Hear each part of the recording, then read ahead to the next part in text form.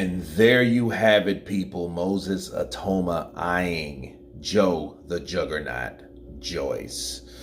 And you know what I think? The first thing I thought of was when this fight, or what took place, or what takes place in a potential fight between these two, I would say this. Yes, prediction. Pain.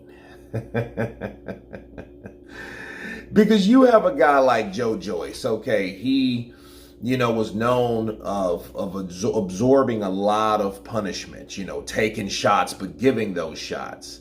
And, over the years, I believe that Joe Joyce, with the fights he was in the Parker fight included, of course, the Zhang fights, he took a lot of punishment, and that punishment will eventually come to a head. You know what I mean? And like I say, your chin is good until it's not. If you take damage or injury to the part of your cabeza, it will be somewhat of an issue later on. Taking shots like that is never a good thing. Then you got a guy that, he's been blowing out fighters since day one. Moses has been taking people and knocking them out. Now, to be fair, though, I do think a lot of the referees pretty much saved those fighters from much more severe beating. But, I mean, the punching power speaks for itself. You know what I mean? Look at his record. But him fighting Joe Joyce, I think Joe Joyce would be a guy that would get hit a lot from Moses Itauma. And it's a great way to, check how someone's chin really is, especially after Big Bang Zhang has did his thing. Bars. Right? So, a young, hungry guy like that versus a guy that's been around for a very long time, despite having under 20 fights.